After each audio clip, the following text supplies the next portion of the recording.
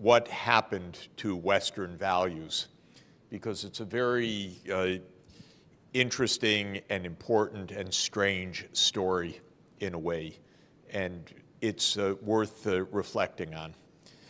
The values that we heard about both Buddhist and Confucian thought clearly find some resonance in Christian thought, especially in gospel teachings of Jesus, and also in Greek thought, because if you look at Aristotle's philosophy, as was seen, you would find some connections that are quite important, actually, and I want to draw them out.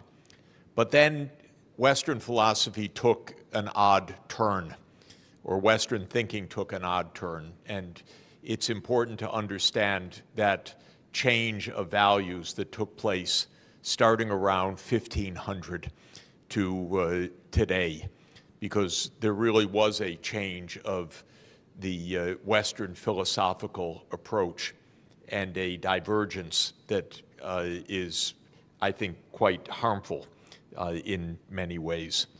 So if you look at Aristotle, Buddha, and Confucius, if I might, just very briefly, they're all in deep ways, not the same ways, but deep ways, variants of what can be called virtue ethics. The idea of virtue ethics is that human beings have the potential to do good, not the inevitability of doing good, and that virtues need to be cultivated to bring out the best in human beings. And this is a common idea of Aristotle, Buddha, and Confucius in the teachings. In Buddha's Eightfold Noble Path, there is the idea of the right view, the right action, the right speech, the right livelihood, and so on, as ways to cultivate the underlying virtues. Aristotle was very, very clear that happiness depends on virtue, but virtue must be cultivated. It cannot be taken for granted. And the main virtues in the Greek thought were virtues of what's called practical wisdom, or phronesis, which was the ability to choose the good over the enticing; temperance, which is moderation, which is a common virtue across all of these philosophies;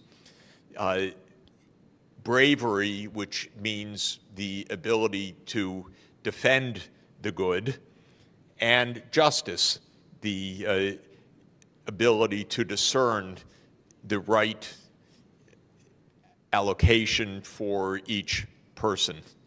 And so those became the cardinal virtues in Western thought.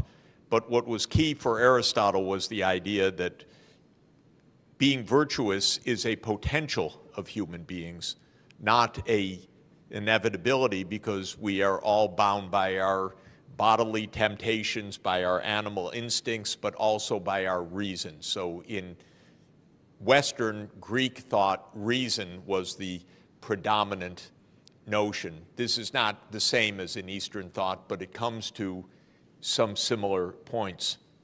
And Aristotle said one must develop the habits of virtue.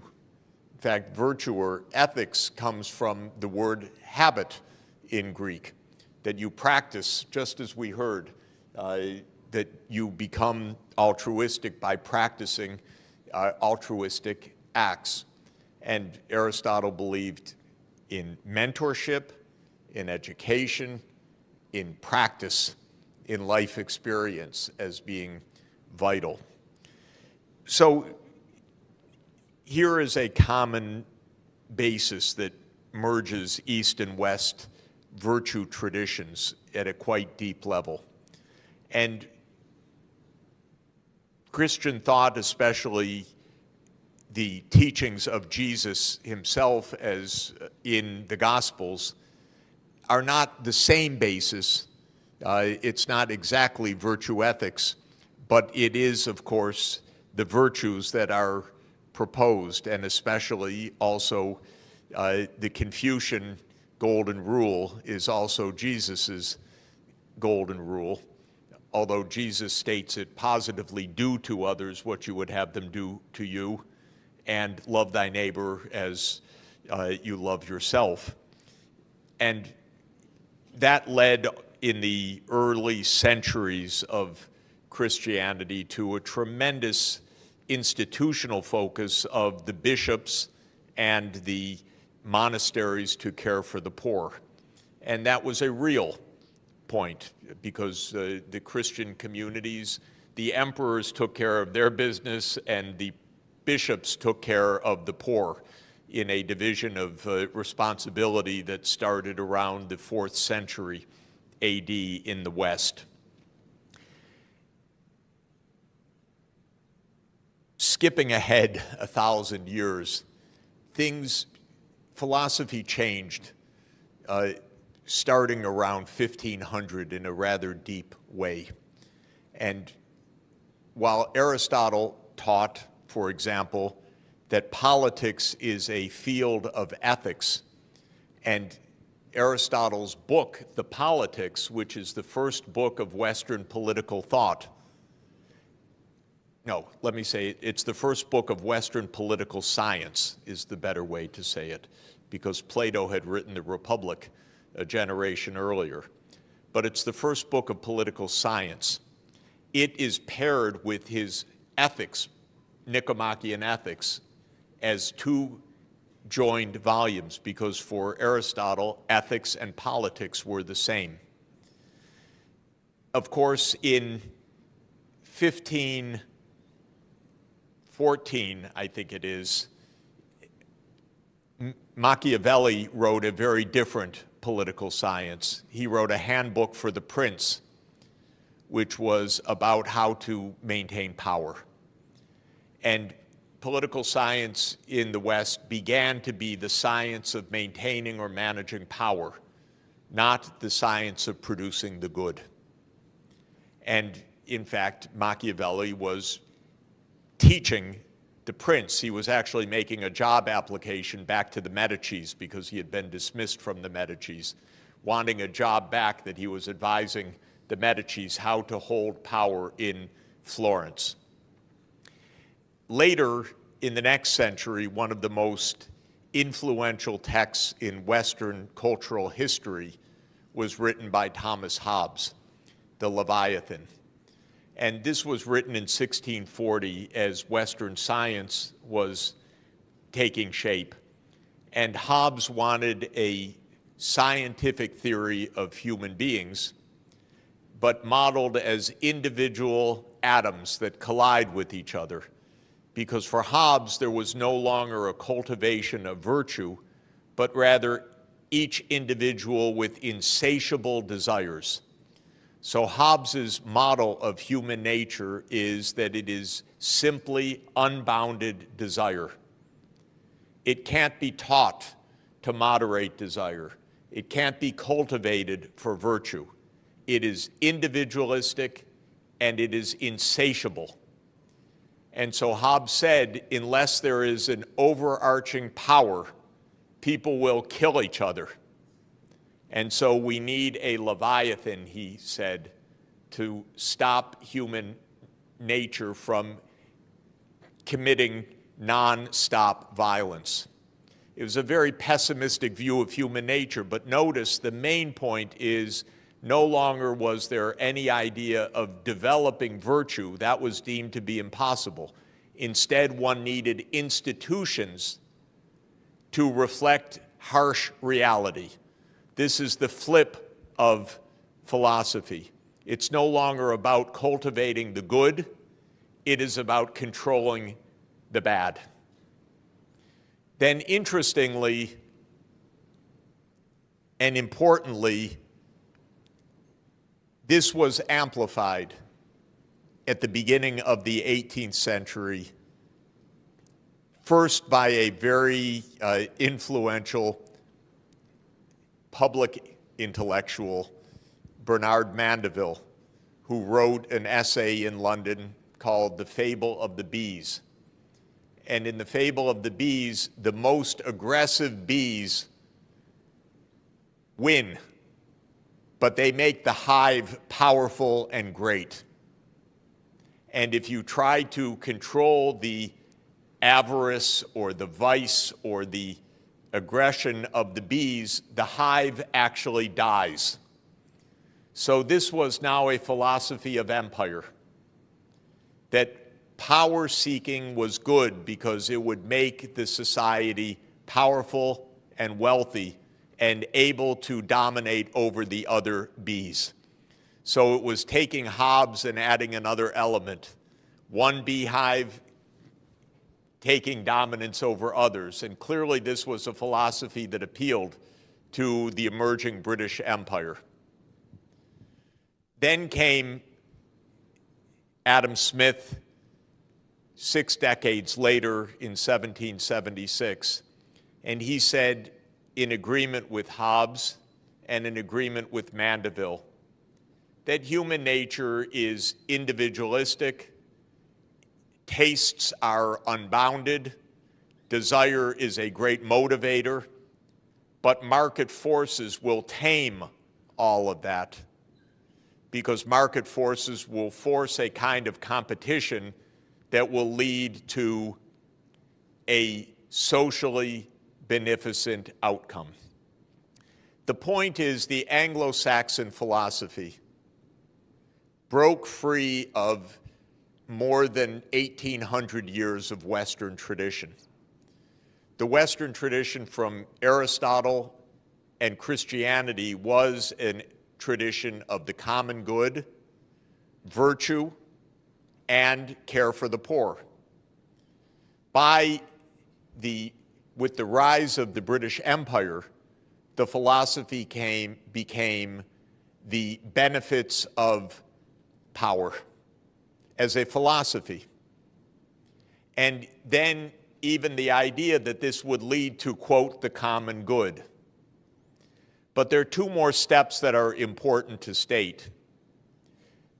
The poor became an enemy because now they were a drag on society.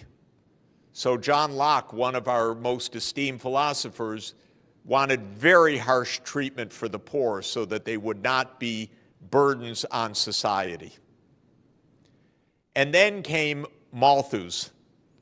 Thomas Malthus wrote after Adam Smith, one generation later in 1798.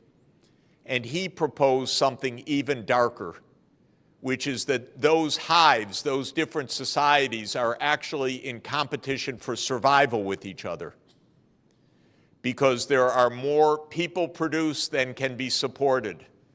And so life is a battle for survival, and trying to help the poor is inevitably to fail, because there will just be more poor people. That was his iron law of population. And that led in the next step. Darwin took that idea brilliantly from a scientific point of view to understand natural selection.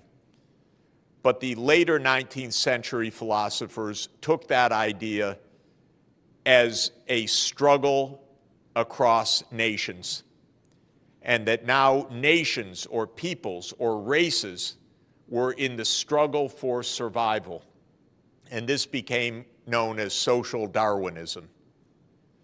And the idea was, not only should there be no beneficence, if you help your own poor, you will weaken your society compared to others, and indeed you're in a struggle for survival.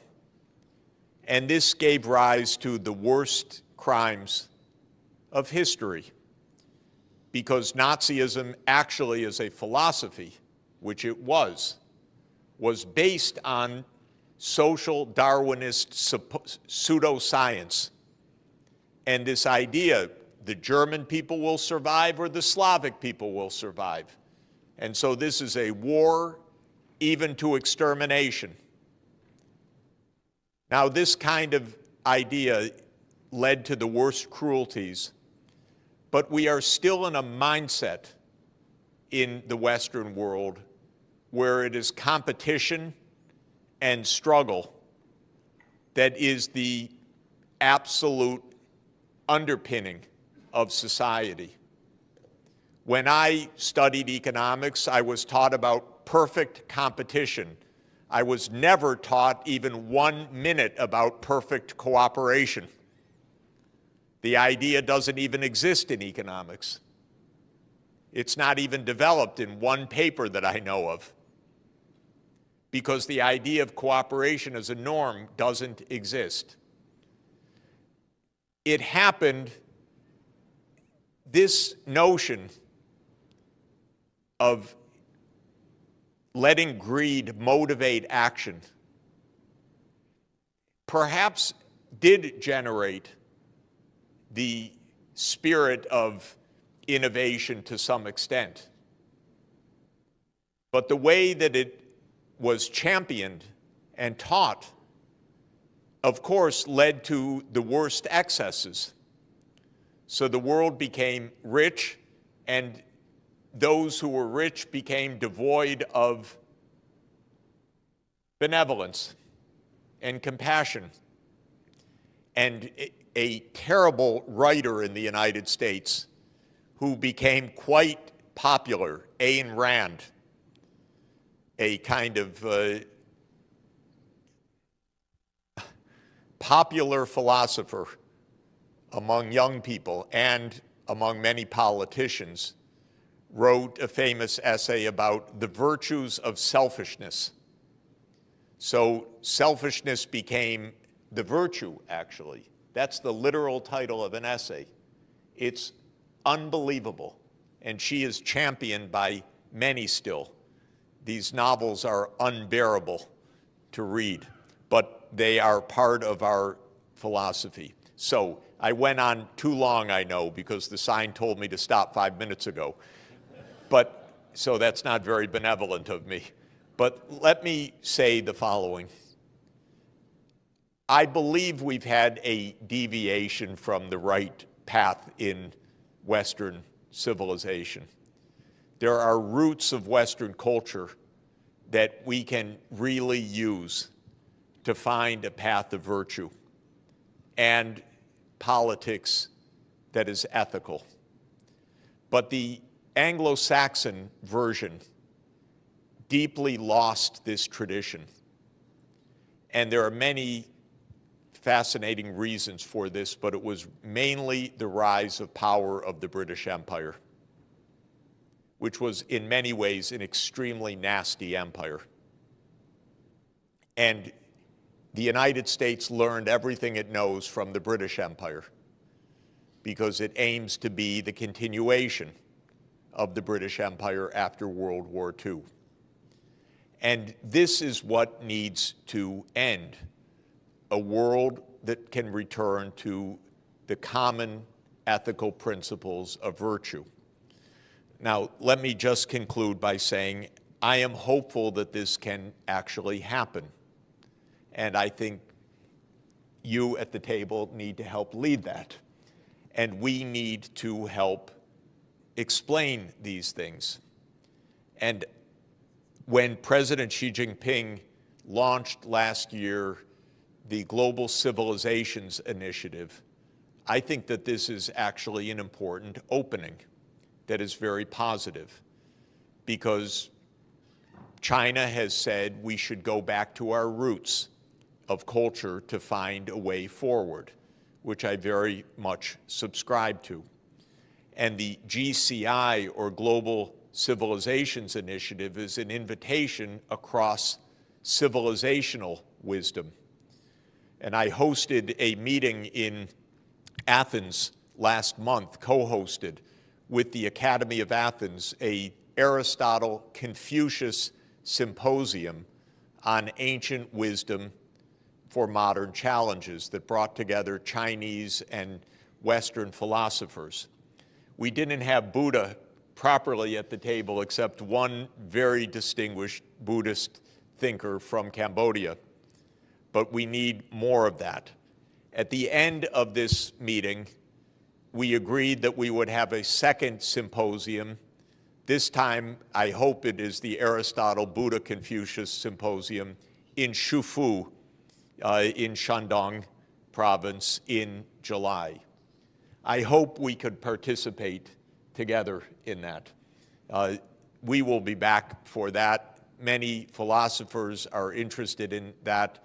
I will be in Shufu in next month for the Nishan Forum, which is also a philosophical forum, but the Shandong government has asked to host the follow-up meeting of the Aristotle Buddha Confucius Symposium.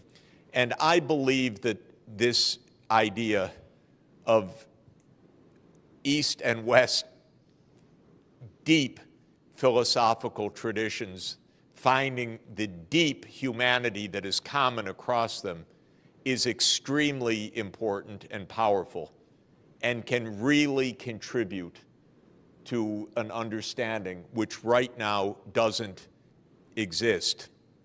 And I think the failings of this understanding are overwhelmingly on the Western side, if I may say so, because we are steeped in a philosophy of competition and even war.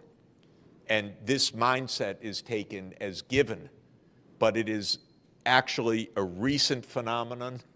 It is an imperial phenomenon, and it needs to be put aside. So I believe that this actually can be done. Can I have 2 more minutes?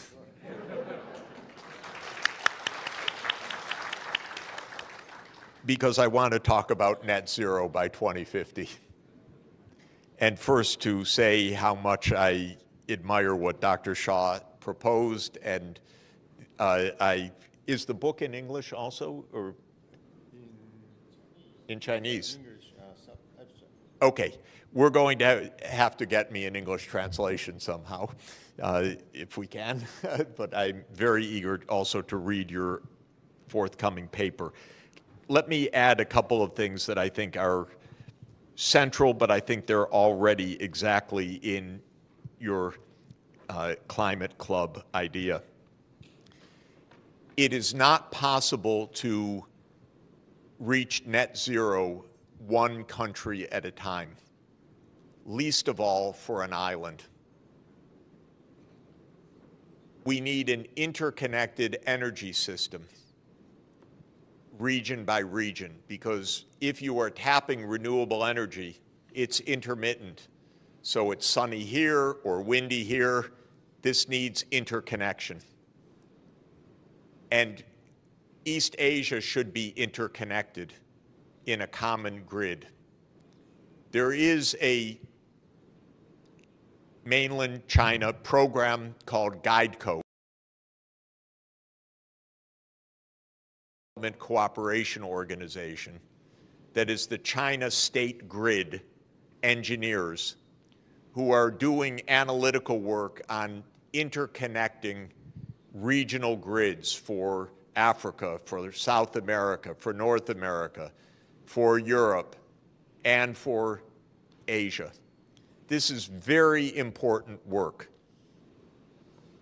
Taiwan should be connected to the mainland in a power grid.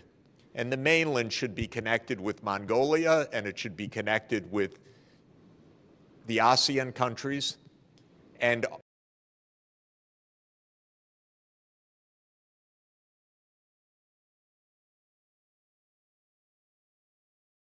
with submarine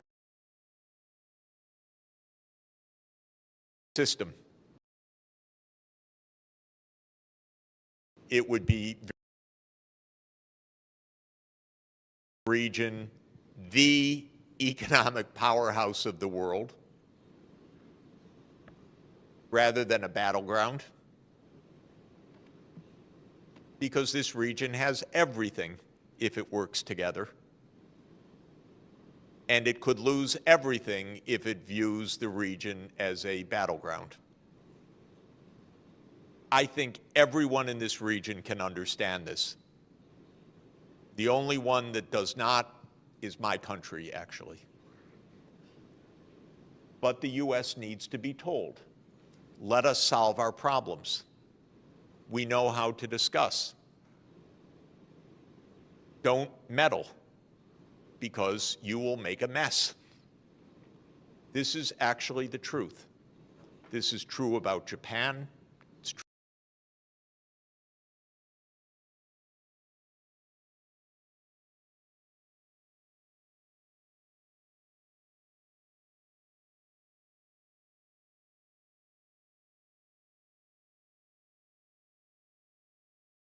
of zero carbon energy and all the cooperation that would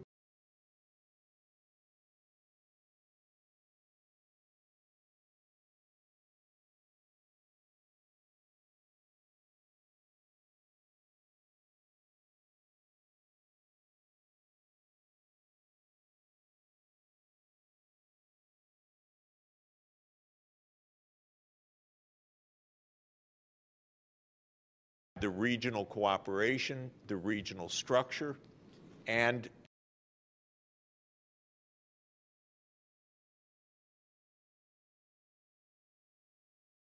pose and probably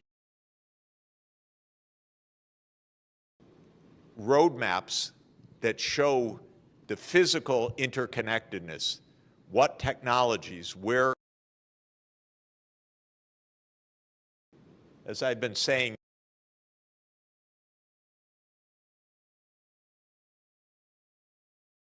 opposite of a plan. It's 80% fossil fuel.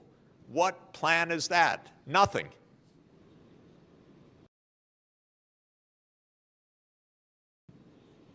Please, don't encourage them. So show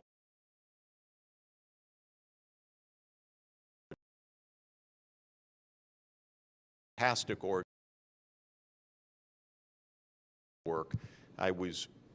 Sonia and I were just in Beijing with them a couple of days ago. We'll come back for a meeting that they're hosting on September 26th for a worldwide meeting on energy interconnections. I think that this is really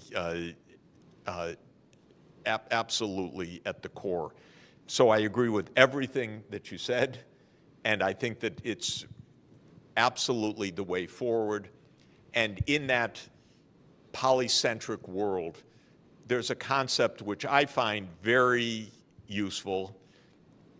It's a concept adopted by the European Union, but a concept that actually started with the Roman Catholic Church, and that is the concept of subsidiarity, which is that we need governance at all levels.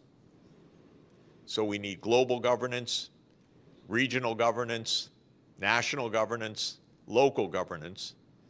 You put each problem at the lowest level possible, closest to the people, where it can be solved, but not below the level at which it can be solved. So the power grid cannot be solved at the national level. It must be solved at the regional level. The targets for decarbonization must be solved at the global level, and so forth. And the idea of subsidiarity is that we have this multiple levels. We have global governance. We have a global government that can do certain things and not other things. We have regional government. We have national government. We have local.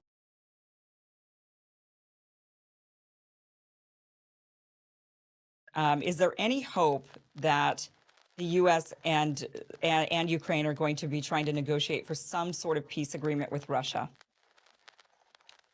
This is, Kim, not unlike the virus story in that the government lies relentlessly about why we are in this war, what's happening in the war, and therefore what is going to happen. The biggest lie is where this war came from. And I have a view that is deeply founded, I'm going to say, because I know a lot about this over the past 30 years. This is a war, in my view, that arose because the US rather pig-headedly, in other words, relentlessly, stubbornly insisted on pushing NATO farther to the east every step of the way.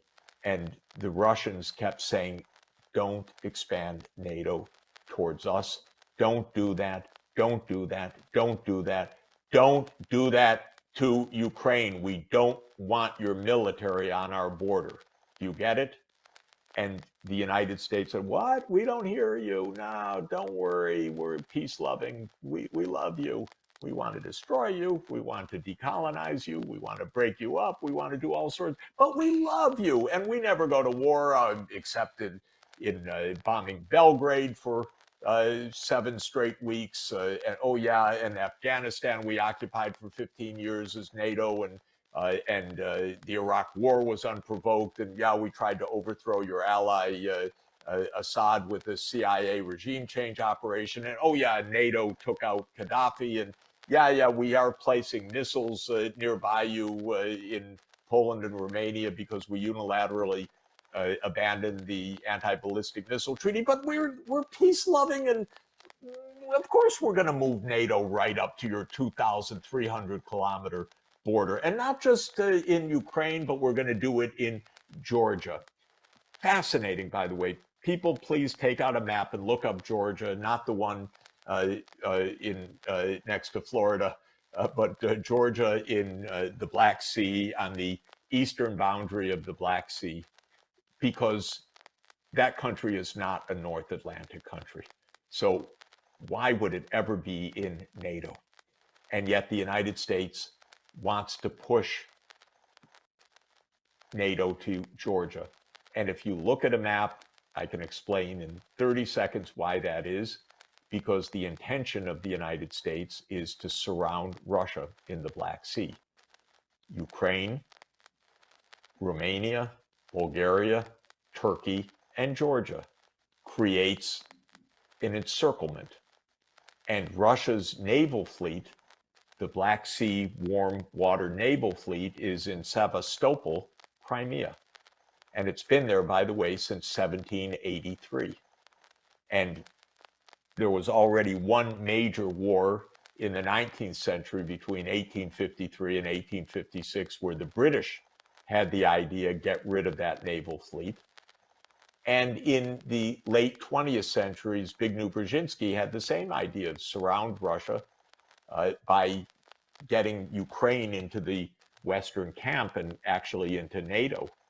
And then Russia ceases to be a major power, is their theory.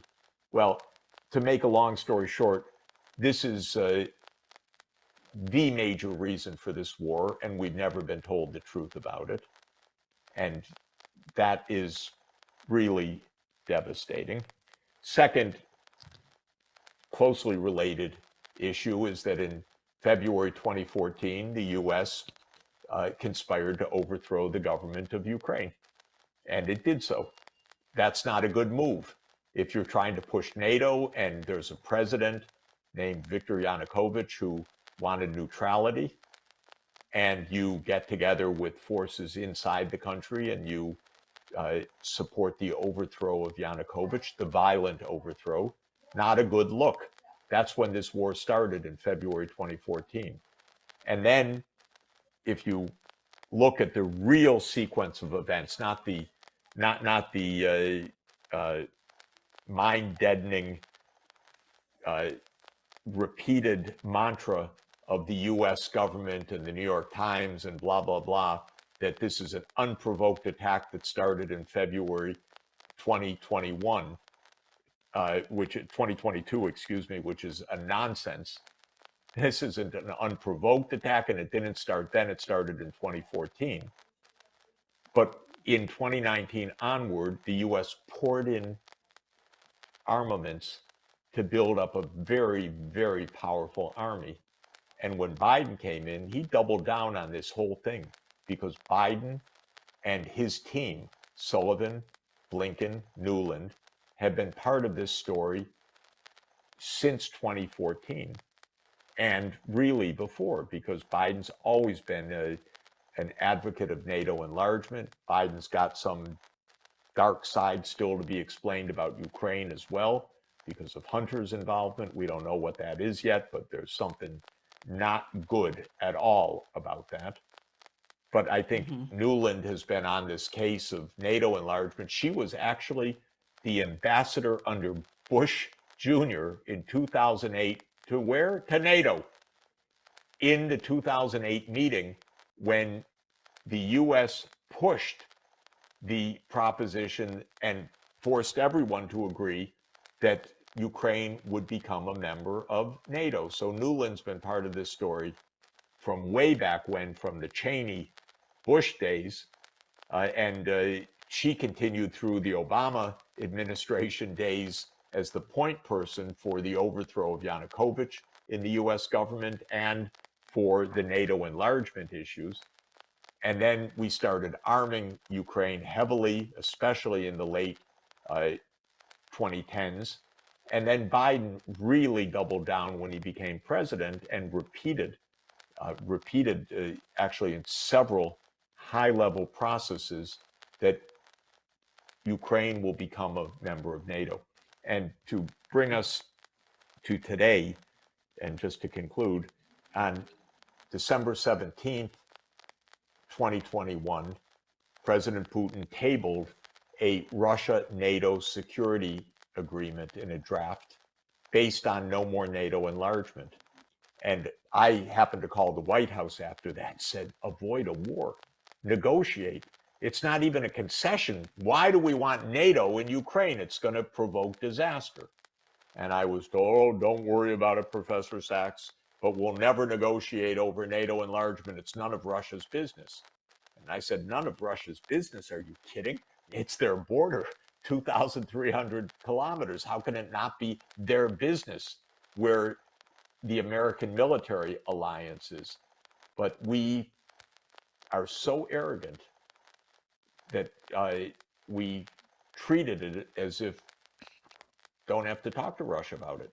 Then as soon as this special military operation was launched in February 2022, Zelensky said, okay, we could be neutral. And they actually exchanged documents, drafts, and negotiated a peace arrangement a year and a half ago in March 2022. And I talked to the negotiators, by the way. I talked to the mediators, the Turkish government, in detail. And you know what happened? The United States came in and told Zelensky, no, you don't agree to neutrality. You fight on. We have your back. You're going to win. You defeat Russia. Okay, now there are hundreds of thousands of Ukrainians dead. This counteroffensive of June, July, August, and September is a killing field. Ukraine doesn't have the weapons, the manpower, the training, the air cover, the artillery to do this, even if it were desirable to do. They don't have it, so they're getting smashed. And Biden doesn't have the gumption to say, you know, this was a terrible blunder. We need to agree that NATO won't enlarge and save Ukraine, but rather, oh, we're all with you for as long as it takes, meaning how many more hundreds of thousands of Ukrainians dead as long as it takes? Oh, come on, I'm 68 years old. I know what it means as long as it takes. It means some moment the U.S. leaves. That's what it means as long as it takes. With a lot of dead in Ukraine, in a country that has been absolutely pummeled by artillery nonstop, basically, on both sides since February 2022, but with a lot of shooting and killing that took place since February 2014. This is terrible. This is destroying Ukraine. This isn't protecting Ukraine.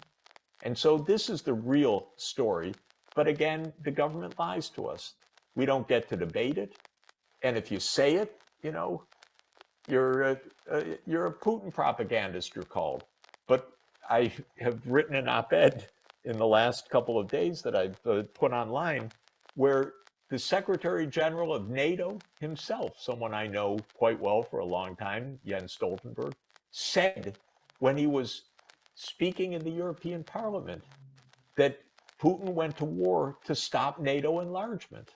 But we don't have to negotiate with him. Well, great favor to Ukraine. It's interesting. I'm just looking at this map from what you're saying, and yeah, NATO has nearly successfully, completely cut Russia off from various bodies of water. I mean, you've got the Black Sea, what you're mentioning, and if they could get Georgia and the rest of Ukraine, and then they'll have every other area around that Black Sea, the Baltic Sea as well. They've cut them off from the Baltic Sea with Finland. These are choke points. Yeah, right. Why do you think they're trying to do that? Why cut them off from the Black Sea or the Baltic Sea? I'm curious if the Caspian Sea is next. I mean, is that what you think they're going to go after that one as well? Look, I don't know if you have used to play Risk. Do you know that board game? Yeah. It was a board game of my youth. The idea was to have your piece on every part of the world map. Then you had taken over the world. Well, that's the neocon vision. They're playing Risk at the expense of vast numbers of deaths in many parts of the world. They want to have the U.S. military or subservient governments or supplicant governments or pliant governments everywhere on the map of the world. And this is pretty relentless. And it's kind of manifest destiny writ at the global scale. It used to be at the continental scale. Nothing can stop us. We take over all of North America. Native Americans notwithstanding, and so forth.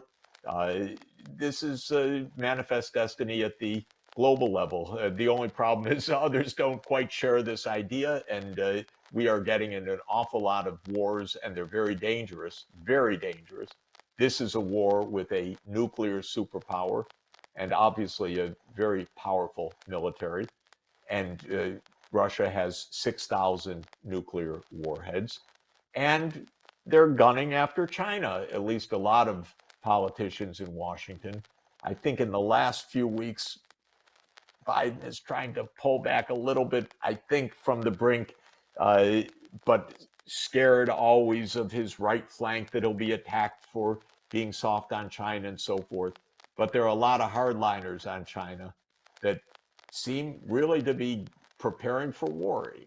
Can you imagine anything more reckless, stupid, unnecessary, potentially Armageddon than that? I can't. So all of this is mind-boggling to me. But the basic answer to your question is no rational reason other than that they think they're playing global hegemon and they need their piece on every part of the map. Well, let me just say the kinds of things that should be done, in my opinion, are things like the Belt and Road Initiative of China, because the Chinese government recognized that for China's own well-being, but also the well-being of its neighbors, Cambodia, Laos, Vietnam, Indonesia, Thailand, and so forth, and countries even farther afield, all economies need modern infrastructure. And modern infrastructure means access to high quality electricity, especially zero carbon energy now, to fast rail, to fiber, 5G networks, and so forth. And the Belt and Road Initiative, which is in its 10th year, uses especially finance from China, from the China Development Bank and other institutions, to help finance the spread of infrastructure across Eurasia and across the sea routes, also connecting Africa and South America and East Asia. So that's a very good example. It's pragmatic, it's investment oriented, it doesn't just talk the talk, it actually provides the financing and provides the technology. I wish the rich countries in the West were doing this. They are the former colonial powers. They behaved badly when they were the colonial powers, and they're not behaving very well as the post-colonial Right. powers. They're not really stepping up to their responsibility. Right, because I was just in China like for 2 months, and I think it really strengthens the businesses of carbon peaking by 2030 and carbon neutralization by 2050. But I feel like the United States haven't done enough of promoting this ideology of carbon neutrality. So how, as citizens ourselves, can push for those changes? It's interesting. In the United States, most people know that climate change is a very serious crisis, and we just had the devastating fires in Hawaii to show how tragic this climate change is. We're in the hottest period in not only recorded history, but in human history for the last 125,000 years. The month of July was probably the single hottest month ever that humanity has experienced. Certainly that's true during the period of recorded temperatures. So we should be doing much more. And the American people know this.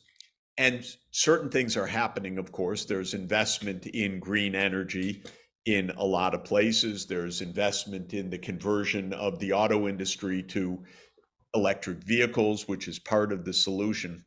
But at the national level, there was a piece of legislation, the Inflation Reduction Act, which was a very strange name for legislation, which is mainly centered on the energy transformation, and it gives tax breaks for green energy. But what it doesn't do is make a national plan. There is no national plan. It doesn't make a national plan because in American politics, the power of the fossil fuel lobby, big oil and big coal, is so strong that politicians don't tell the truth to their own constituents, and they act on behalf of their lobbies who pay for their campaigns rather than on behalf of the American people. In the United States Senate, in the Senate Energy and Natural Resources Committee, the chairman, Senator Joe Manchin of West Virginia, is notorious for being the front for the big oil lobby. And he himself has family wealth tied up in 2 coal companies. So I regard that as corruption, but in the American system, it's legal corruption, or seems to be legal, but it's corruption nonetheless. If you're told that in a country that hasn't taken a clear plan for decarbonization has senior officials who own coal companies, you'd say, well, of course, that's just political corruption. But unfortunately, that's how the United States works. So the American people are saying more and more, we're disgusted with the political system. It's all about money. It's all about the reelection of these corrupt politicians. And I think that the more we clarify how broken this is, the farther we're going to get. But of course, at substantive levels, we need a plan of action to decarbonize by 2050 that is not only at the state level, because many states have such plans taking shape, but at the federal level. And one of the main lessons of what's happening right now is that there are more projects in more projects in wind and solar than can be put onto the grid, because the real breakdown is the transmission system. But that's where federal investment and a federal plan is needed. And we don't have that because of all the political problems that I talked about. And I think that America's structure is so like money-based, money-focused, that it comes before the mutual benefits that all the human can get. That's always exactly right. Yeah, it's always It's not based on the common good. It's based on the special interest. Right. It's always money, money, money. And then I want to touch on this is that we all know that Japanese is going to have a nuclear wastewater dumps. So what are some actions that United Nations would do to counter this type of behavior?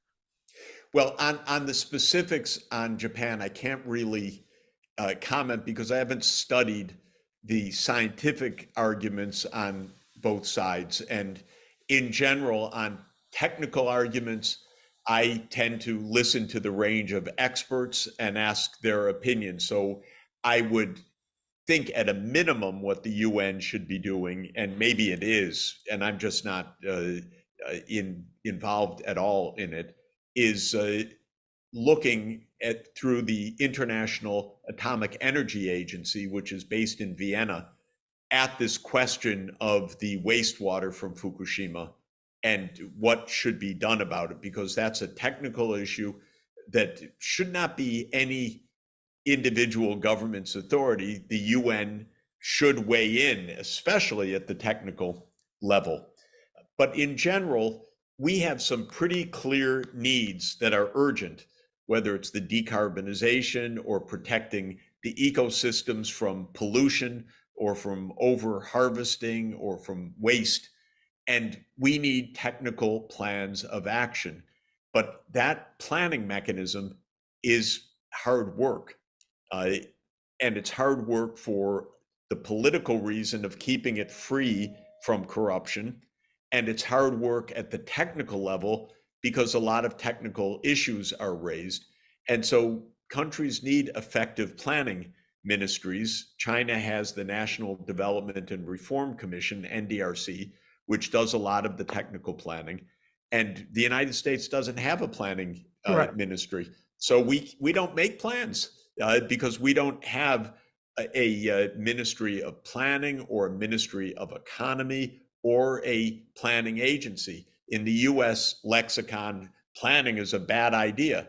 But, you know, for certain things, I am happy that planning is done within private businesses. But for other things, I want the planning to be done by government.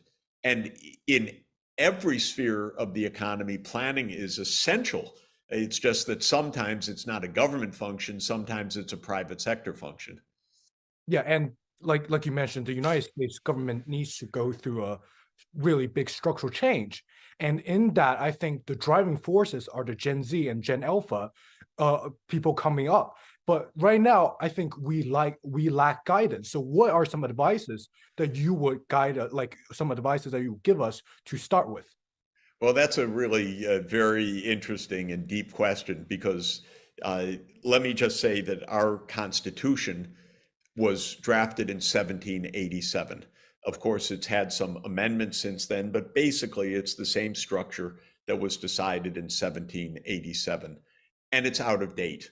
It doesn't have the substantive principles that are needed for the modern period, and it does not enable the strong planning or environmental protection or assurance of economic rights for the people. So it's really an out-of-date structure in many, many ways. At the same time, it has been deeply damaged by corruption, by the money in the politics.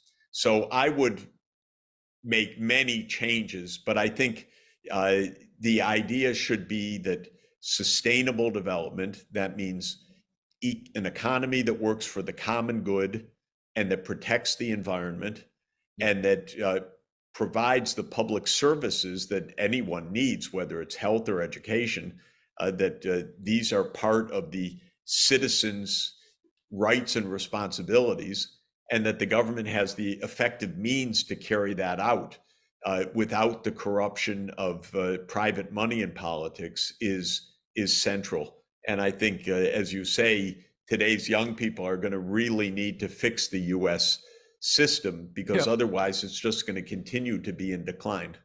And yeah, I think currently another problem with the US is that it's basically Red Scare Volume 2. Like the counter propaganda against China is like, oh, China is bad to all the young people. So that creates a really unhealthy into their mindset about a prejudice about China and unwilling to learn about these different type of political systems that might have some policies that could be used in the United States. So, excellent point. Basically, there are a lot of lies about a lot of things in politics in the United States. Because if you have a system that's based on special interests, the special interests try to hide. They want their benefits without saying, you see, I run the government.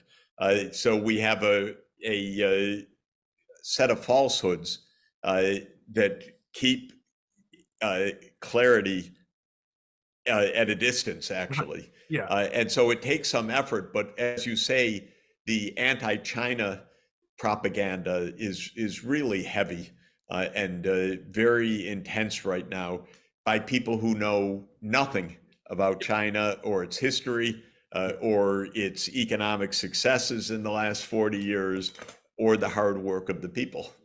Right. And how do we counter those misinformation? I think we have first any lies need to be called out. So I try to do that on a daily basis and through articles and books and speeches.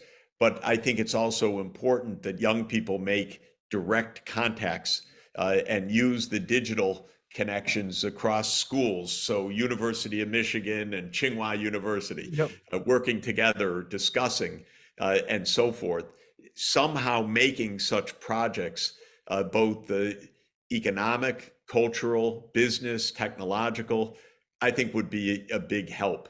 But our government is really aiming to, as you say, scare people rather than to really educate them. Yeah, and the penultimate question is, where do you see the economy, the world economy, in sustainable development ways to achieve in 5 to 10 years? The good sign is that we have so much new good technology, 5G, low-cost renewable energy, robotics, many new approaches to problem solving.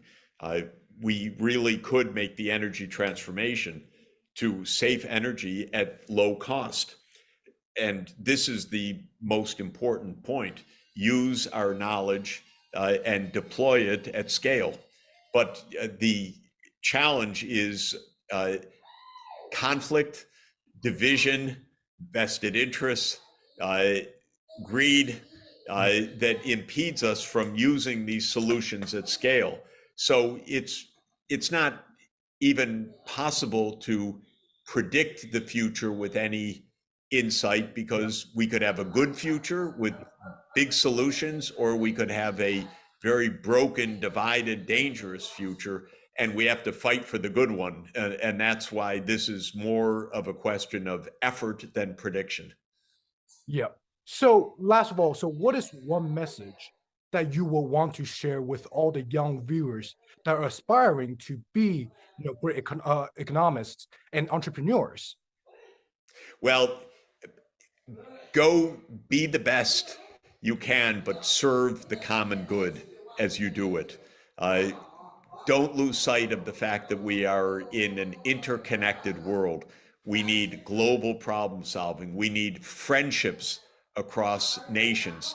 All this talk of war and conflict and division is extremely dangerous and completely unnecessary. And so go be champions of sustainable development, use new technologies, be great entrepreneurs, but always do it in a peaceful and cooperative mindset, not doing it because we have to beat the other side, but because it's good for the world.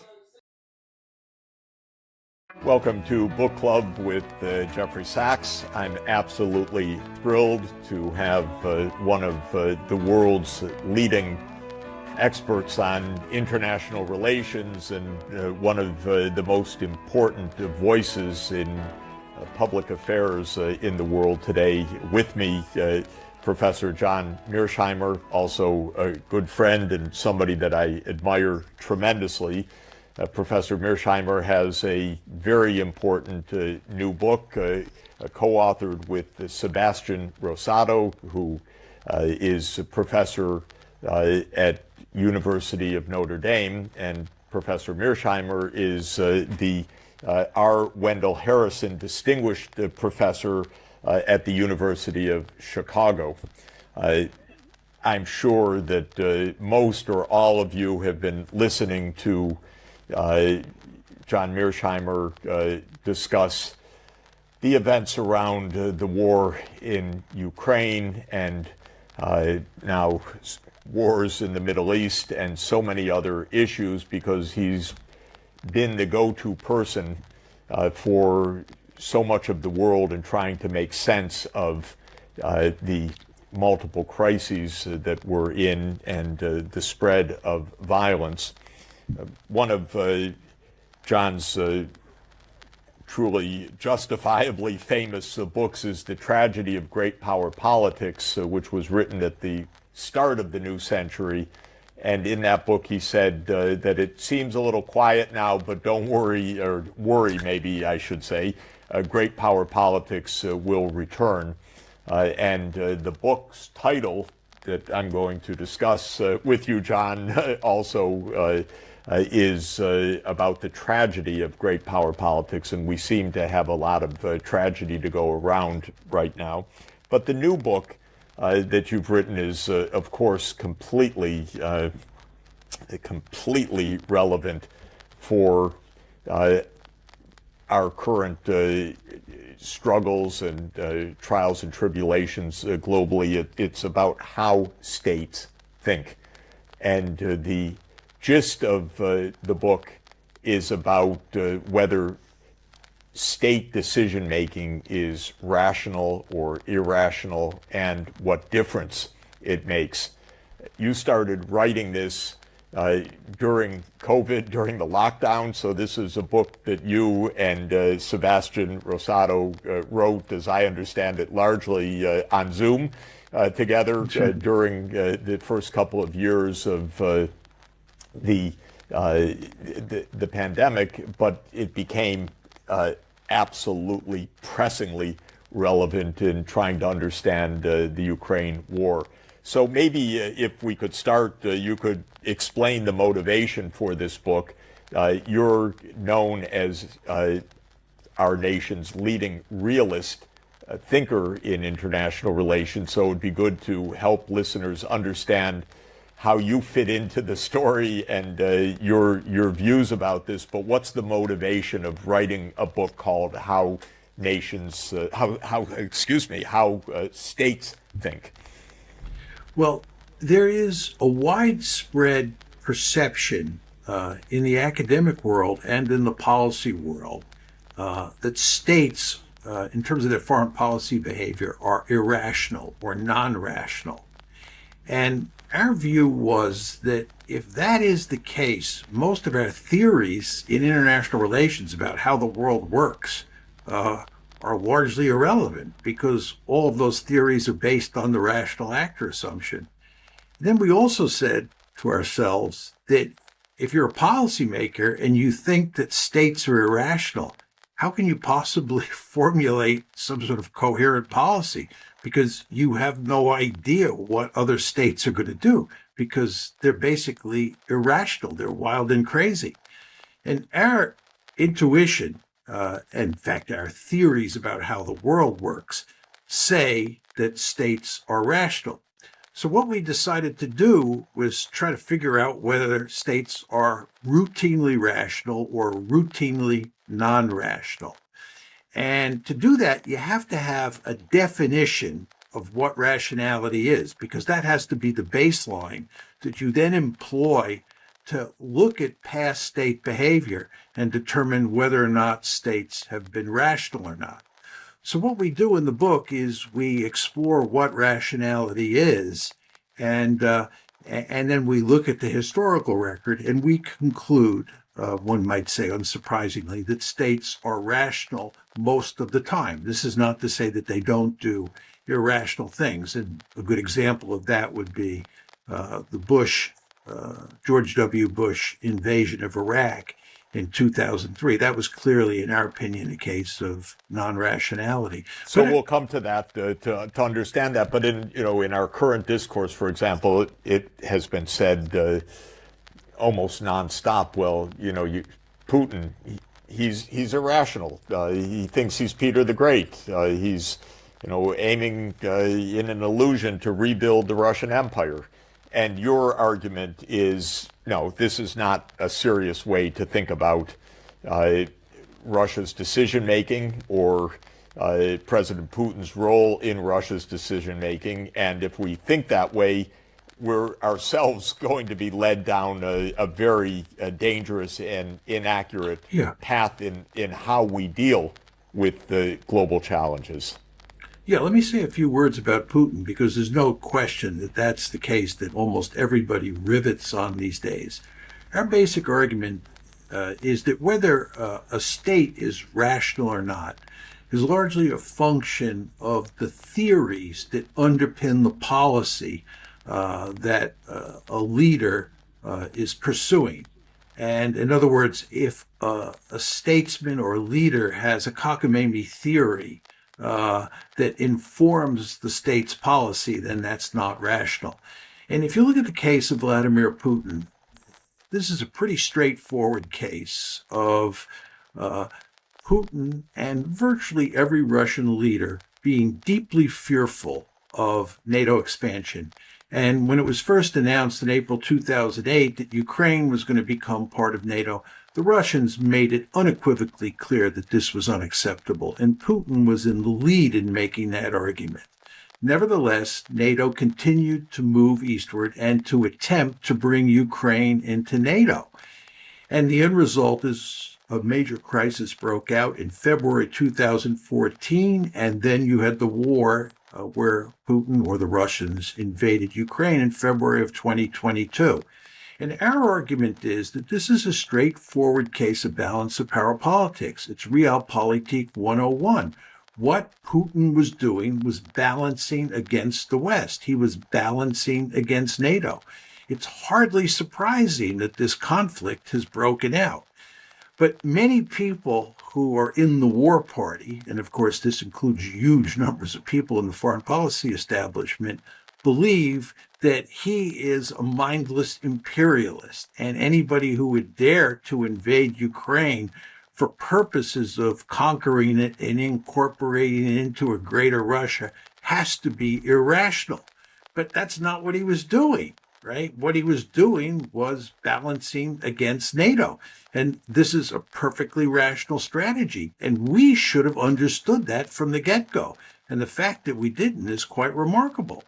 And one of the pieces of evidence strongly in favor of your view is the memo that William Burns wrote in 2008 from his position as then ambassador, U.S. ambassador to Russia. He's now the CIA director, but he wrote a memo back to the Secretary of State explaining it's not just Putin against the NATO expansion to Ukraine. It's the entire Russian political class. And so it's a complete opposite to the kind of claim that's made that there's some delusional leader. Burns spelled it out very clearly I think the memo's entitled, "Niet means niet. No means no." Now, interestingly, John, just to ask you about that memo would never have seen the light of day, most likely, but for WikiLeaks. It was leaked in part of a treasure trove of foreign policy documents. So much of what states do, especially the U.S., I would say, and other big powers, is secret. So how does one assess the real decision-making, what people really believe, and how states are acting?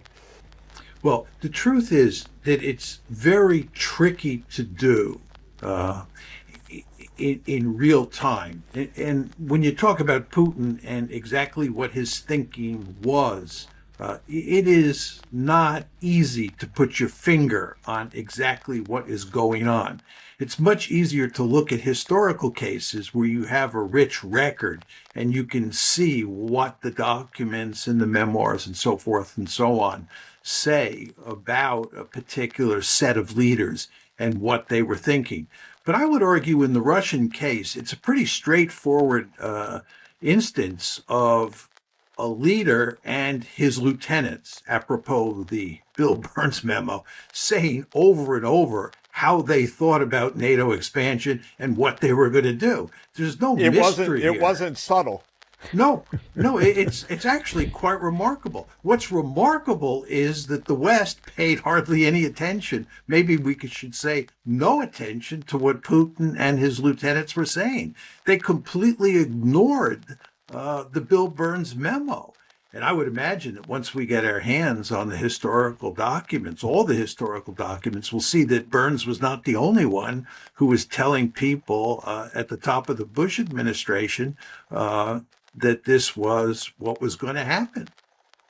So it does seem to me that Russia's response to this relentless push of NATO or of the U.S. to have NATO, a U.S.-led military alliance, expand was rational.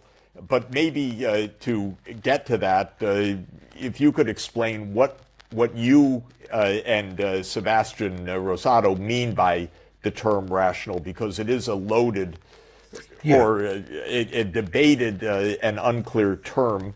How do you operationalize that? And since we're talking also not about an individual decision or an individual person who could be rational or delusional and so forth, but rather a state, what is a state in this context specifically?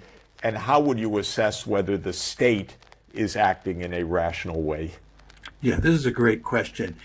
Let me just quickly lay out my definition, or my and Sebastian's definition of rationality, and then answer your question head on. Our argument is that rationality has two dimensions to it. First is the individual, and then there's the collectivity or the state, because as you point out, you can't just focus on one individual, because decisions are made by a handful of people. There's surely a leader like Putin, but Putin is surrounded by other people who have input. So it's a collective decision or a state decision. And our argument is that at the individual level, what's imperative for rationality is for individuals to have a credible theory about how the world works that underpins their view of policy. We believe that human beings are fundamentally theoretical animals. We call this Homo theoreticus. I like that, by the way. Yes. Right. And that when you, Jeff Sachs, think about, what economic policy should be in Washington, you think about the world as an individual in terms of theories about how the world works. You have these economic theories. And when you look at international relations, you have political theories that inform your thinking. But that's just the individual level. Then there's the collective level, right? And our argument is you're often going to run into situations where you have different individuals who have different theories and therefore favor different policies. And to get a collective decision, to get a state policy, what you have to do in our story is have a deliberative decision-making process. You can't have a process that looks like the one before the Iraq War, where Dick Cheney and Donald Rumsfeld suppressed all sorts of conflicting views or views that they didn't like. You have to have a robust and coherent decision-making process. And we argue in the Russian case that that's what happened. As you know, the conventional wisdom in the West is that Putin was isolated and that he made this decision to invade Ukraine all by himself. And there were all these people who disagreed with him, but he exiled them or he didn't listen to them. And it's the fact that he was a lone ranger that makes this irrational. This is wrong, we believe. And in fact, to go back to the Bill Burns memo, the Bill Burns memo makes it clear that Putin was not a loner here, that virtually everybody at the top of the foreign policy establishment in Russia agreed with Putin about NATO expansion. So our argument is, at the individual level, what you had is a set of Russian leaders, including Putin, of course, who were operating on the basis of balance of power theory, right? And therefore had a credible policy. Right? And at the collective level, they agreed on what had to be done to deal with the problem.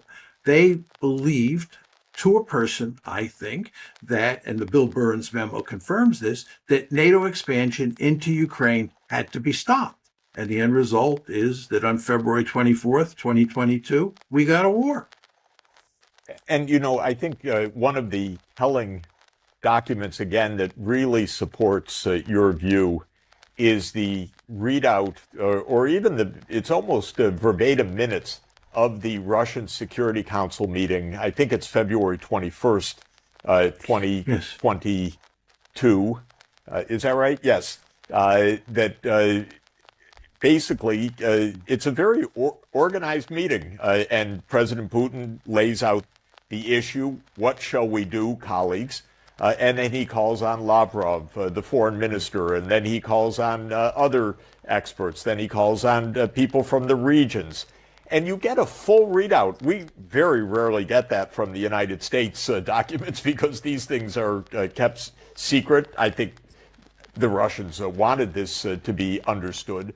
But it's actually a very orderly deliberation, and it obviously reflects a lot of orderly processes that repeated it. It's not one person. It's not President Putin pounding the table and say, we must do this. Quite the contrary. Lavrov explains, we made this entreaty to, or this approach to the U.S., but they sent back a document on such and such date saying they would not negotiate over NATO. And then the next one gives another answer. The next one gives another answer. And then the meeting is summed up by the president.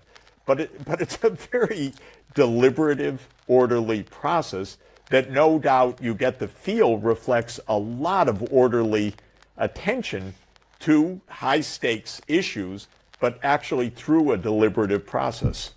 Jeff, can I just jump in here and reflect on one of the insights from our book? A lot of people believe that when it comes to collective decision making, when you're at the state level, there's a difference between how authoritarian states and democracies operate.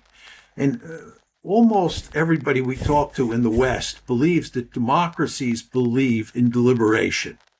But authoritarian states are the opposite. And what you have is one leader who runs roughshod over everybody else. And this, of course, fits with the conventional wisdom on Putin. He doesn't listen to anybody. He decides what to do. And then anybody who disagrees gets sent to the gulag, and anybody who agrees gets promoted. So you have all these yes men and yes women who are operating under him. This is the way many people in the West think. Our view in looking at all these cases, and we looked at 14 cases in great detail, is that there's no difference between authoritarian states and democracies. In both cases, both sets of cases, you get a small number of people at the very top who make collective decisions. And what you discover in almost every case is when people are trying to formulate policies about grand strategy or how to deal with a particular crisis, what you see is that nobody, including the leader, is really sure what to do. And they're kind of searching around in the dark, trying to figure out what the best policy is. Therefore, leaders are prone to listen to their lieutenants about what might be a really good idea. If you take Benjamin Netanyahu in Israel today, whatever you think of Benjamin Netanyahu, he is in real trouble. The Israelis are in real trouble, and they're trying to figure out how to deal with Hamas. I am absolutely certain that Netanyahu is listening to anybody who he thinks might have a good idea about how to proceed. And someone like Naftali Bennett, who he might have terrible relations with otherwise, is a very smart man. And I'm sure that someone like Netanyahu will listen to Bennett just because Netanyahu is not sure what to do. And if Bennett has a good idea, he'll take that good idea and run with it. So my bottom line here is I don't think that Putin's behavior is any different in this authoritarian state, which Russia is, than would be the case if Russia were a democracy. You, in each case, have a small number of people at the top who make decisions and have a vested interest across the board in listening to others' ideas. I think, that really comports with my perception also of China, which is very institutionalized, very bureaucratic. It's been an administrative state for 2,000 years with a lot of discussion, a lot of deliberation, not one person calling any shots at all, but actually really collective decision-making in exactly that way. And I wonder, in a way, there is an irony that sometimes happens in our democracy. I have a feeling, let me ask you about this, many of the decisions that are taken absolutely against or with no interest in American public opinion, though in our self-assessment, democracy also means reflecting the will of the people. But on many of these issues, the people are not asked, they're told, or they're ignored. But often it happens that to get some decision made in foreign policy in our ostensibly public-driven process, the public is lied to about the real situation on the battlefield, or lied to about the real reason for going to war, and so forth. And so maybe there's even more secrecy and less deliberation in the democratic setting in some cases, because you don't speak the truth. I mean, the lead up to the Iraq War was a desire of a small group to have a war to overthrow Saddam Hussein on pretextual reasons that turned out to be completely false, maybe even more false than they believed. But certainly they were not very much interested in the evidence that they were purporting to give to the American people. So it was a deception. And because of the deception, I'm just wondering whether maybe the deliberation is even cut short in such contexts, because too much talk, too much deliberation lets too much of the public in, and they didn't want to let the public in. Yeah, let me directly address this issue, which I've spent a lot of time thinking about. First of all, in the book that Sebastian and I have written on how states think, what we discovered is that public opinion, what the public thinks, domestic politics, and so forth and so on, matters hardly at all in the decision-making process. The elites, a small number of elites, get together and they make the decision. We were actually surprised by this finding. We didn't go in thinking that this was a question we should address, how much domestic politics matters. But we discovered in looking at 14 cases and looking in a cursory way at a lot of other cases that domestic politics doesn't matter. That's point one. Point two is there's no question. It's amazing. It's a stunning finding and a very important one. Yes. And again, it wasn't one that we went in asking about, a question we went into the book asking about. Okay. Second point is that if you are in a democracy and you make a particular decision, you have to sell it to the public. There's no question about that. That's not as necessary in an autocracy. It's not to say it's completely unnecessary, because public opinion does matter somewhat, but it's definitely necessary in a democracy. Now, I wrote an earlier book called Why Leaders Lie. And the principal finding in that book is that leaders do not lie very much to other leaders, and they lie mainly to their publics. Yep. And you get more lying in democracies than in autocracies. There you go. There you go. I believe that. I really believe that. And I think sometimes you just feel it's a nonstop narrative and deception. And one of the senior people in the Biden administration, on another issue, and I don't want to say who and what the context was, but I said, well, have you weighed in on this? And they said no. Only the spin guys in the White House have any role in that right now. It's all about narrative, how you pitch it, not what the substance is. This was, is there really that deliberation over that particular issue? And there was very little, actually. Yeah, it's, when I wrote Why Leaders Lie, and I would go around the country and I would tell people that leaders do not lie much to each other. People found that hard to believe, right?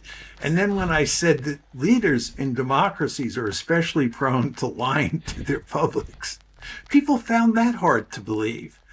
But I would just say to you, the reason that people in democracies or the people inside a country are easy to lie to is because those people tend to trust their government. Because after all, it is your government. You expect them to protect you. They're your leaders. So they're primed to be deceived. When you're dealing with foreign leaders, they don't trust each other to begin with. We don't trust Putin. Putin doesn't trust us. And this goes back to 2000 when he took power, right? It's not just now in 2023. So given that there's not much trust to begin with, you really can't get away with lying at the international level like you can at the domestic level. Oh, that's really something. Hillary Clinton and Barack Obama and a few others decided they would overthrow the Syrian government in 2011. Typical regime change operation. That's what created the war and the refugees. Did any single European leader say that, explain that to the public? Not one. So then they wonder, why is their popularity so low? Well, if you don't speak up the truth, what do you expect? And so understand that these hegemonic wars of the United States, these are not in Europe's interests. And that's the same with supporting what Israel is doing in Gaza. It's not a matter of right or left. It's a matter of what's Europe's interest right now. It is not to have a fulminant Middle East war right now.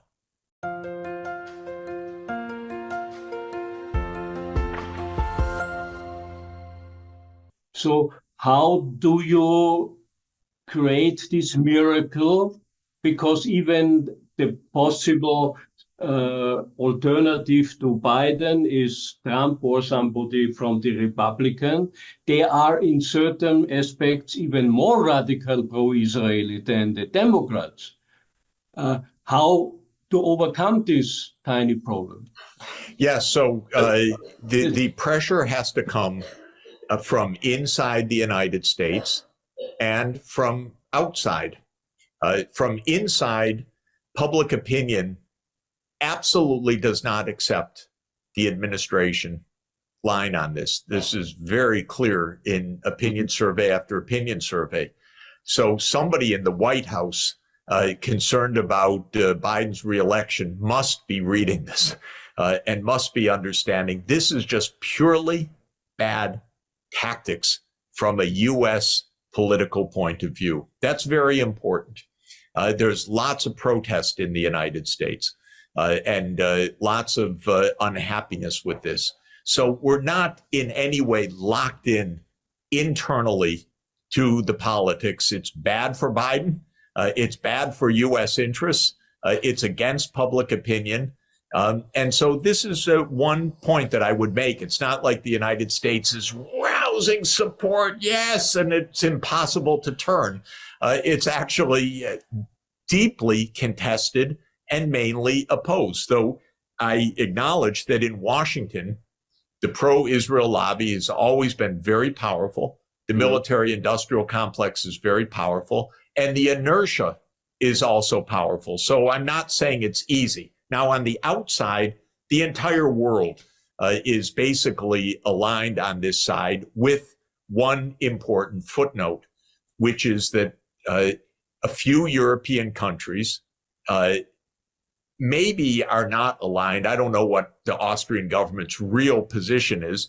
Sometimes it's don't side with the U.S., or maybe it really is because of more right-wing view or whatever, side with Israel, but it's very few. The problem in Europe is European politicians stop telling the truth about almost anything.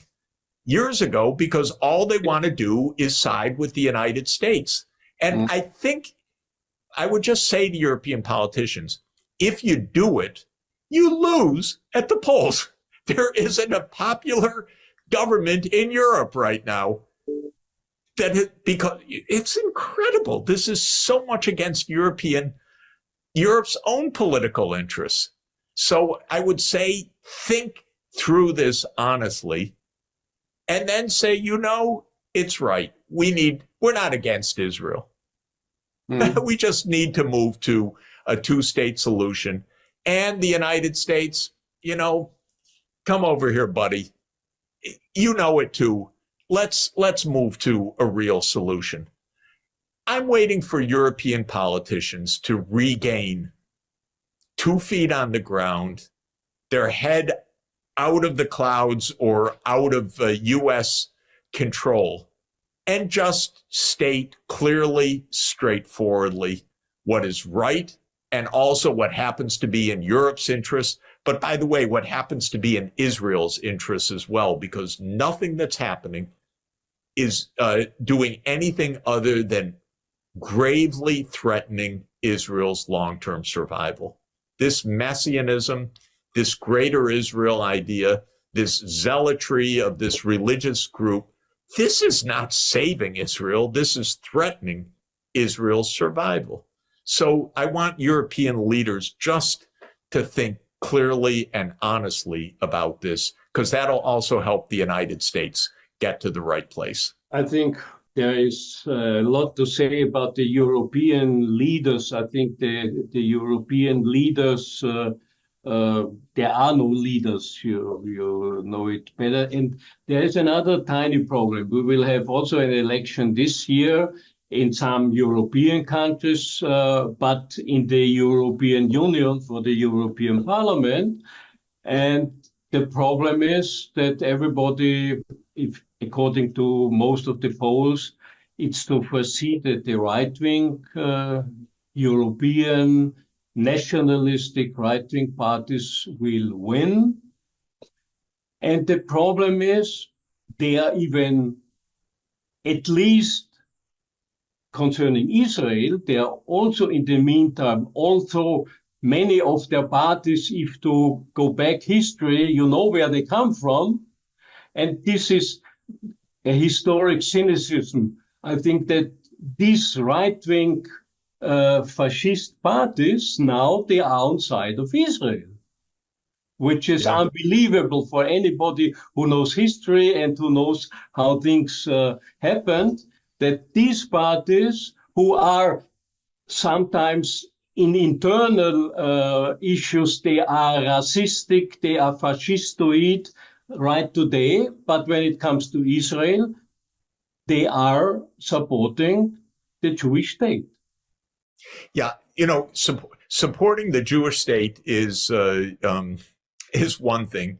Supporting what is called Greater Israel to dominate the Palestinians is so senseless for Israel and for Europe that everybody should take a deep breath and understand that.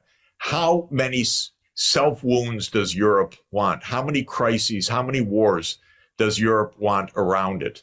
And I would ask the European leaders, the reason why the right is growing is in part because the so-called center or center-left all was gung-ho with the United States for NATO enlargement and for the war in Ukraine. And of course, it's been a disaster for Europe. It's been a disaster economically for Europe. It's been a disaster from a security point of view for Europe. So it's not even left-right. It's a failure policy that the current European governments have pursued, and they are opening up their way for an opposition to arise. And that's what's happening, in fact. So the reason European politicians, by the way, across the board, you look at the approval ratings in Western Europe right now or in the EU, nobody has any support, basically, except the few that stand up for themselves, like Orban or Fico or a few others. But the ones that are basically just siding with the United States in this useless Ukraine war are all in their 20% approval ratings or 25% approval ratings and so on. So the main point I would say to Europe is, if you go the way, not of supporting Israel, that's one thing, but supporting greater Israel for ethnic cleansing and for this terrible thing, all you're doing is making another prolonged disaster on Europe's borders. And if that's in Europe's interest, boy, please explain it to me. This is no doubt about it. I think Europe, I think with this policy they follow the last tens of years, I think it's against their own security, economic, even cultural interests. I think this is something which... I'll give you another example, by the way. The politics of the 2010s was dominated by the Syrian refugees. And anyone that knows even the slightest history should understand that Hillary Clinton and Barack Obama and a few others decided they would overthrow the Syrian government in 2011, typical regime change operation. That's what created the war and the refugees. Did any single European leader say that? Explain that to the public? Not one. So then they wonder, why is their popularity so low? Well, if you don't speak up the truth, what do you expect? And so understand that these hegemonic wars of the United States, these are not in Europe's interests. And that's the same with supporting what Israel is doing in Gaza. It's not a matter of right or left. It's a matter of what's Europe's interest right now. It is not to have a fulminant Middle East war right now. And so European politicians should think about how to diffuse a Mideast-wide war. You are completely right. I think you convince people like me. Unfortunately, we are not in power. And but coming back to the issue of this interview, I think now there is a peace plan.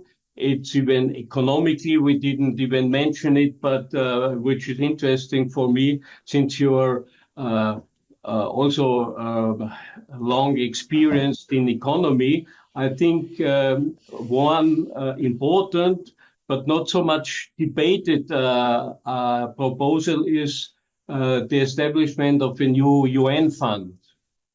A UN Reconstruction and Sustainable Development Fund, which is interesting, should at least partially funded by reduction of expenses which traditionally have been spent for armament and war.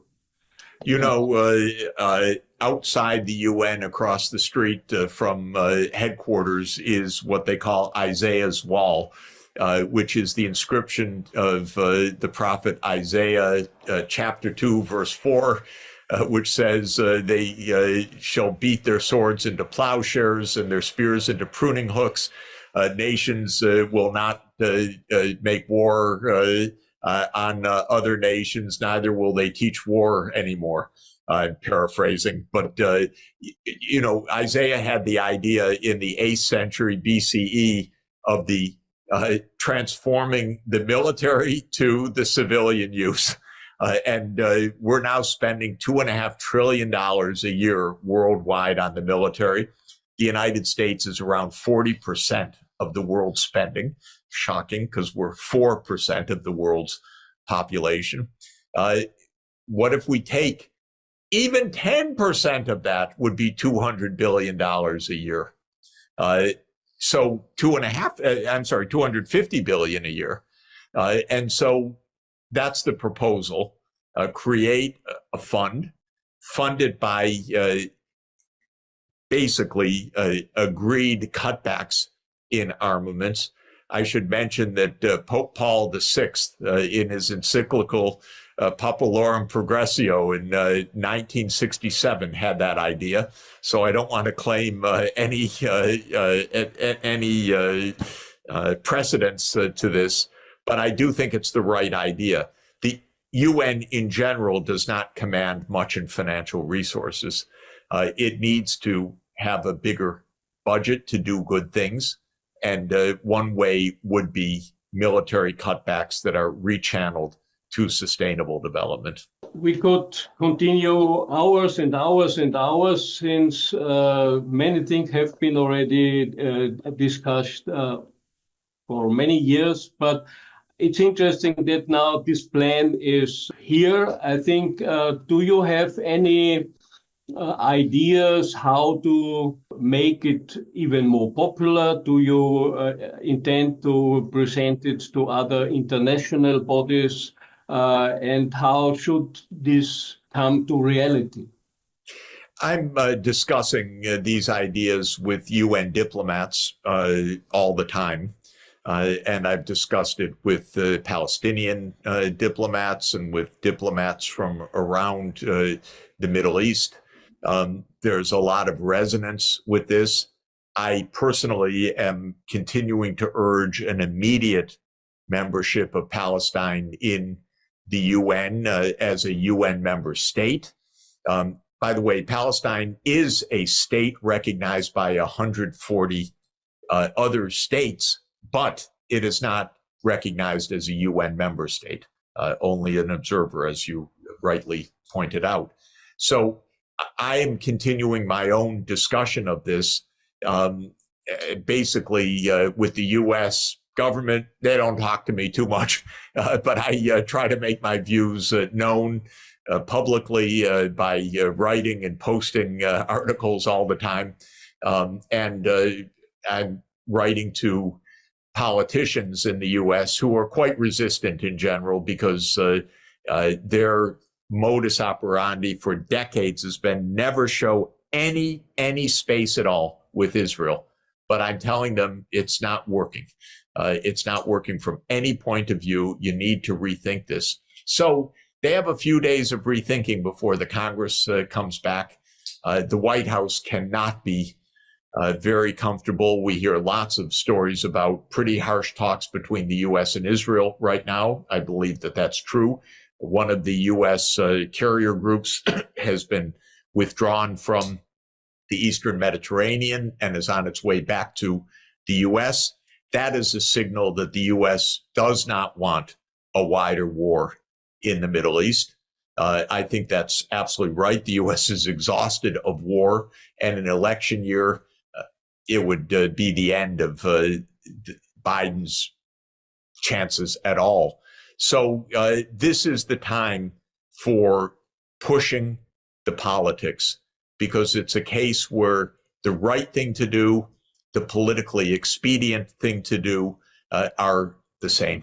And so I'm going to continue to push hard on that. Do you have any hope in, I think you mentioned it and everybody knows it, I think 2/3 of the international states are in favor of this kind of political and economic solution. Unfortunately, they don't have any veto at the UN. But there is something else. There is an increasing number of states working together, I think. And the South African move to the International Court is interesting, because South Africa, on the other side, is one of the leading member states of this newly established group, the BRICS group.